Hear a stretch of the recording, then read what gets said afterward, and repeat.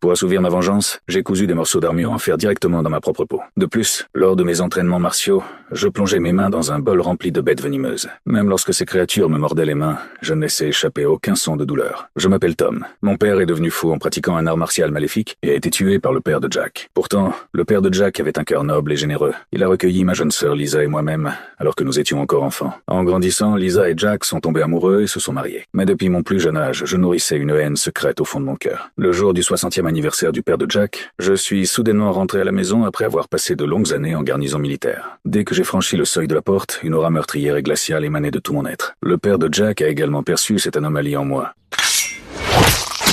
Par la suite, j'ai tranché la tête de son père et j'ai emmené ma sœur jusqu'à la rivière pour rendre hommage à mon propre père. Pendant ce temps, au club de boxe, Jack a appris le meurtre de son père et s'est précipité chez lui. Cependant, lorsqu'il est arrivé sur place, la maison était jonchée de cadavres et la tête de son père avait déjà été décapitée. Animé par la haine, Jack a attrapé un couteau et s'est rué vers la rivière. À cet instant précis, je l'attendais depuis longtemps. Jack a abattu sa lame sur moi, mais le tranchant a rebondi contre mon corps, sans me causer la moindre blessure. D'un seul coup de pied, j'ai projeté Jack au loin. J'ai ensuite déchiré mes vêtements pour révéler l'armure métallique cousue sur mon corps. Comme dit le proverbe, quand l'armure de fer ne quitte jamais le corps, aucune lame ne peut la percer. Et peu importe comment Jack maniait son couteau, il ne pouvait absolument pas m'atteindre.